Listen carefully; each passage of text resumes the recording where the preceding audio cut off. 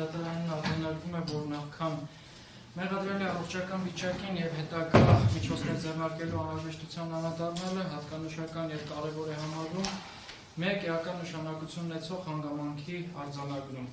Նախապես նախկինում դատարան իր մասնագիտական գործունեության ընթացքում դատավորության մասնակիցների նրանց լիազորությունների պատշաճության, բարեխղճության առնչությամբ մոտեցել է հենց բարեխղճության կամ խավարկածով, մինչդեռ դատարանի գործընկերները դատարանին հուշել են ուշագրավ մանրամասներ։ Մասնավորապես Երևան քաղաքի առաջին ատյանի ընդհանրության քրեական դատարանը նախագահության դատավոր Ոսկանյանի 2025 թվականի հունվարի 13-ին կայացրած դատավճռով Զարուհի Համազասպի Փոստանջյանին մեղավոր է ճանաչել Քրեական օրենսգրքի 507 հոդվածի առաջին մասով նախատեսված հանցագործության կատարման մեջ և նրա նկատմամբ պատիժ է նշանակել տուգանք նվազագույն ամսական աշխատավարձի 7 հապատիկի 525,000 դրամի չափով։ Դատավճիռը բողոքարկել է Վերաքննիչ քրեական դատարան, Վերաքննիչ դատարանը նախագահող դատավոր Ալավերդյանի, դատավորներ Աբգարյանի, Հովհաննիսյանի 2025 թվականի հուլիսի 31-ին կայացրած որոշմամբ մեղադրյալ Զարուհի Փոստանջյանի վերաքննիչ բողոքը մերժել է Երևան քաղաքի առաջին ատյանի ընդհանրության քրեական դատարանի 3106/2024 քրեական գործով 2025 թվականի հունվարի 13-ի դատավճիռը թողնելով անփոփոխ։ Միևնույն ժամանակ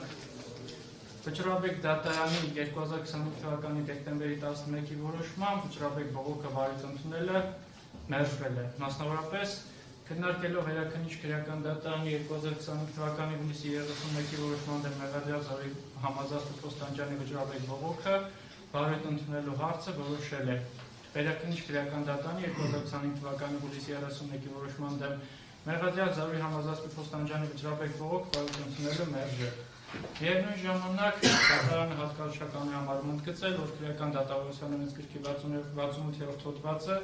որը վերաբերում է վարույթին փաստաբանի մասնակցությունը բացառող հանգամանքներին, ուղղակիորեն նշում է, որ պաշտպանը կամ դժողի լիազոր կամ գույքային պատասխանող լիազոր ներկայացուցիչը կամ վկայի փաստաբանը չի կարող մասնակցել վարույթին, եթե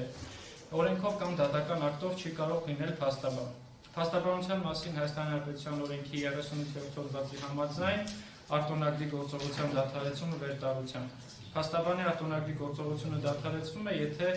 առկա է Սույն օրենսգրքի 33-րդ հոդվածով նախատեսված հանգամանքներից որևէ մեկը։ Իսկ նույն օրենքի 33-րդ հոդվածի համաձայն անձը չի կարող լինել փաստաբան, եթե նա դատապարտվել է դիտավորությամբ կատարված հանցագործության համար եւ դատվածությունը մարված կամ հանված չէ։ Իսկ Զարուհի Փոստանջյանը դատապարտվել է քրեական օրենսգրքի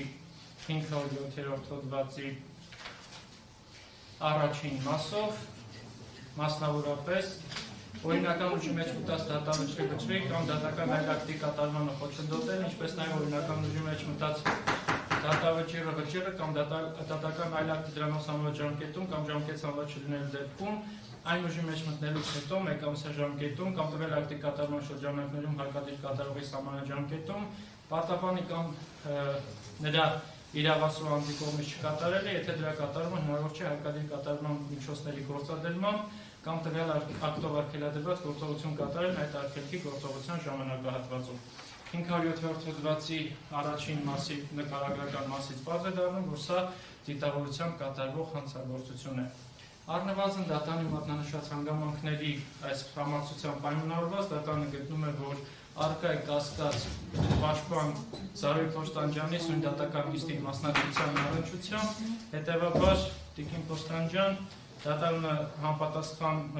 գրություն կհասցեագրի փաստաբանների պալատին հասկանալու համար ձեր արտոնագրի գործողությունը դադարեցված է թե ոչ, իսկ ձեզ առաջարկի ներկայացնել ձեր դատվածության մարված կամ հանված լինելու առնչությամբ տեղեկություններ։ Մի վարքան պատվարժան դատարան նախ այս տեղեկությունը ձեզ որտեղից մեր, ձեր գործընկերները ովքեր էին Կարեն Անդրեասյաններ, թե Նիկոլ Փաշինյանի երկու և երրորդը։ Այո, ես կներկայացնեմ, ես դատվածություն չունեմ, Նիկոլ Փաշինյանի գործակալ հողերը հանձնող գումարների դիմաց նախորդ իշխանությունների կողմից բերել